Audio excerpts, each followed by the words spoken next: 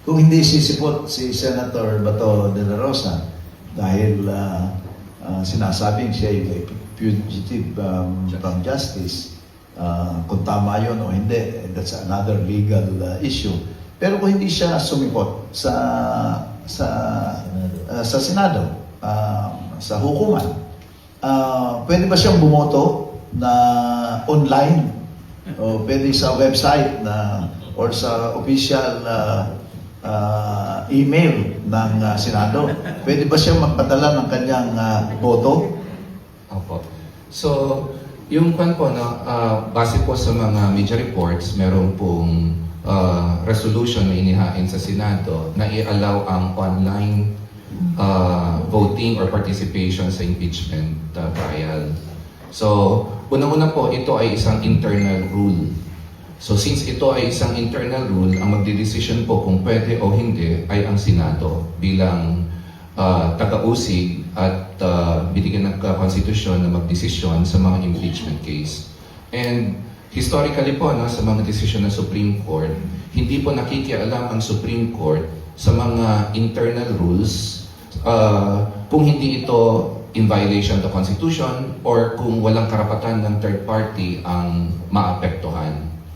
So, technically po, pwedeng mag-adapt ng rule ang Senado na mag-allow ng participation through video conferencing or online. Technically, Of course, it can also be questioned.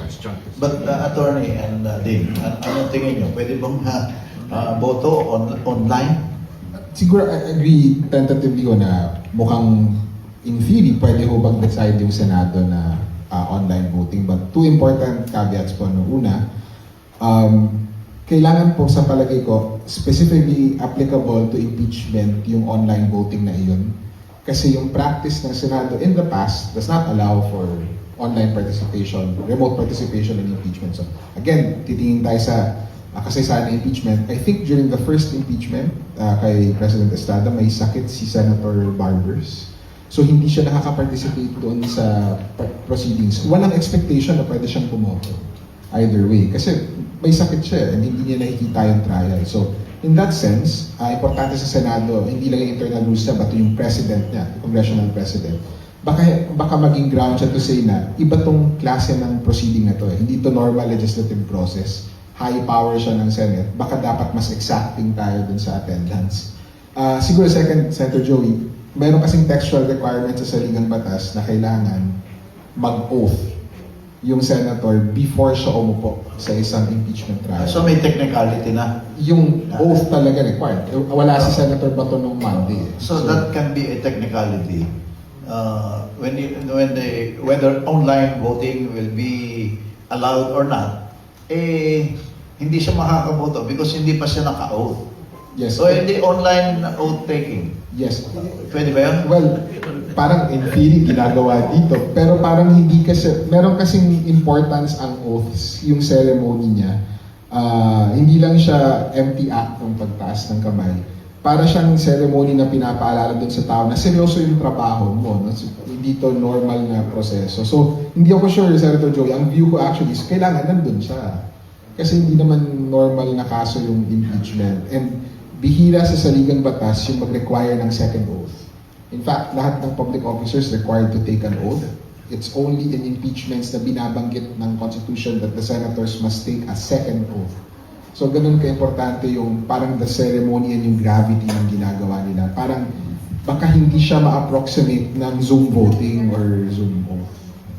Ang paggawa ho ng yung Zoom meetings or Zoom, it's not as if hindi naman ho ginagawa. Sa korte ho, meron tayong tinatawag na video conferencing allowed ho by the office. Kaya ho siguro pinag-uusapan para nga ho maipasok itong video conferencing.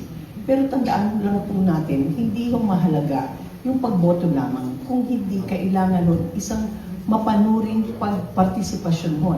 He should ask the right questions. He should be able to appreciate the evidence during the trial proper. Pinag-uusapan mo natin, ang pagkaili is yung botohan. Bago siya makarating doon sa botohan, anong pamantayan niya kung wala siya lagi doon sa Senado?